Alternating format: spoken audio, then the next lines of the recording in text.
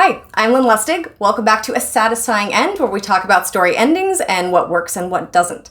Today is going to be a little different because I would rather talk about something to add to the rubric. / I'd rather rant about something I want to see more of on endings. Alright, so a lot of this has to do with the romance genre. So that's my primary genre, in that I always satisfy a happy ending. So if you come to any of my stories, it's guaranteed you're going to get a happy ending. You're going to get some adventure, you're going to get some plot, which I love. You're going to get probably some magic, a little bit of sci-fi. Not much though, to be honest. It's like the hints, little sprinkles of sci-fi. But you are going to get that ending. So, I'm obsessed about that. Obviously, I have a whole YouTube channel that I'm building on it.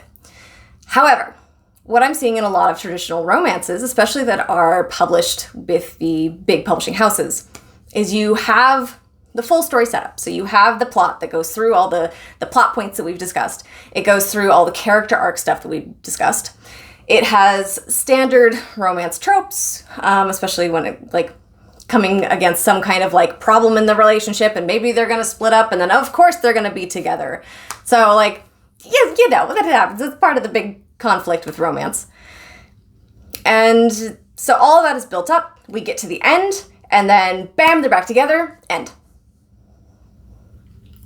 Which is fine. Technically, stuff like that does follow the rubric.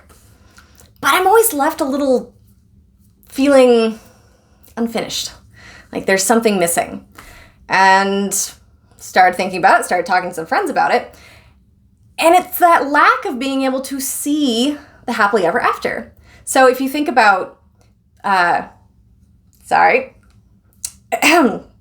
So if you think about how a lot of the stories go in fantasy and sci-fi. So typically you have the whole story, you get to the ending, the big epic thing has happened, and then you have that cool down period.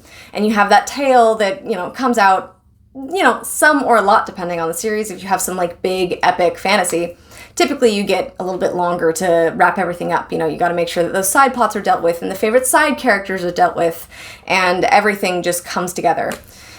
But in romance, you don't do that as often.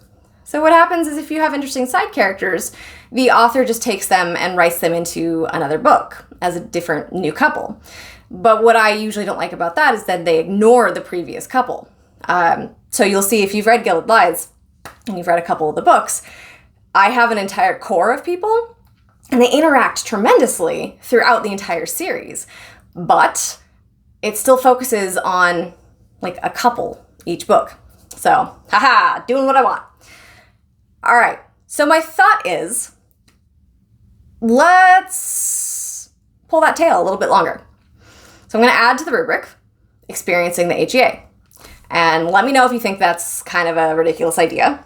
But think about the popularity of fan fiction. I'm a huge nerd. We all know this. I got Lord of the Rings art. I got a Disney sign. I'm wearing Last Airbender swag. This is this is me. But so, of course, I've read fan fiction. I've dabbled in writing fan fiction. It's definitely a part of the writer journey for myself and many others. But part of the joy of reading fan fiction is that the authors of it can take these characters that we've fallen in love with and that we know their entire story to, and they're able to finish it out in a different way, or they're able just to take these tiny little vignettes of story and give us a little look at what happens when they go to an amusement park and someone hates heights. You take these kind of cute situations and you give them a chance to just bloom and be, and we see these people dealing with really minor conflicts and, kind of cutesy things, and we get to see them all soft and cuddly, and there's a lot of joy in that. So I kind of want to see that in the other books that I'm reading. So I think it's time to add a little bit more emphasis on letting the end be told. I don't mean drag it out. We don't want that. That's unsatisfying too. But cutting it off too short, truncating it like that, I don't think that's working either. So let's work together, find some things that have a nice in-between. I did think that The Good Place had a good in-between on how they handled that. See if I can find anything else here.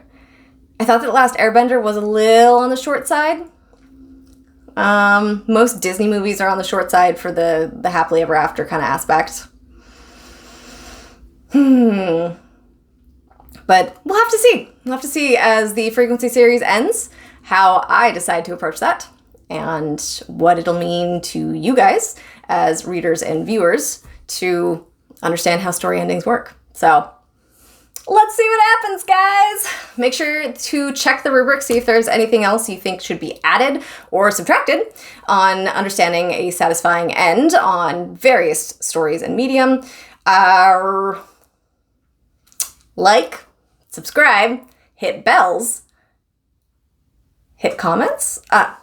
Guys, there's lots of things that you can do to help support me. You can find me on Instagram at Lynn_Lustig. You can find me on Twitter that I'm on like once a week. There's all kinds of ways to contact me. And if you need anything, let me know. But thanks for joining. Thanks for listening to my rant. And I'll check back in soon with another story to review. All right. Mwah!